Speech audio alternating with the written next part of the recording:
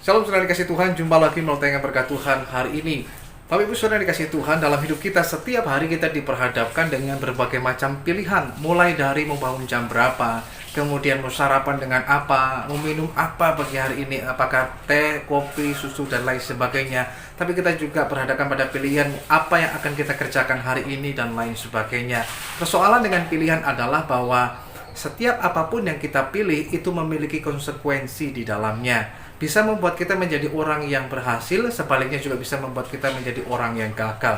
Pilihan yang kita buat bisa membuat kita menjadi orang yang mengalami kebaikan, atau sebaiknya mengalami hal yang tidak baik dalam hidup kita.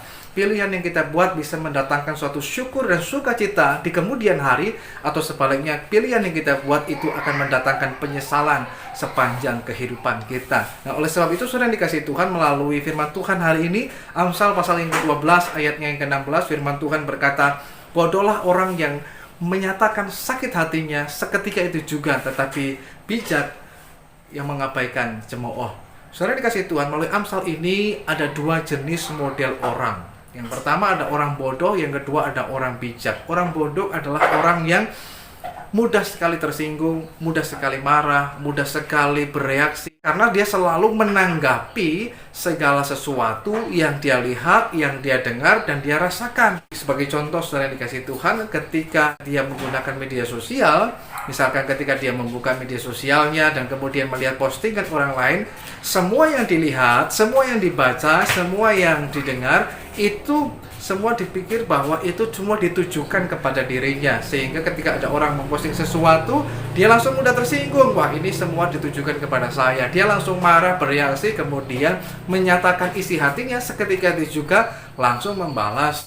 Karena orang yang bodoh itu mudah sekali sakit hati, tapi juga mudah sekali menyatakan sakit hatinya seketika itu juga. Entah itu lewat ucapan, lewat sikap, dan tindakannya. Sebaliknya, orang yang bijak adalah orang yang mau mengabaikan cemooh.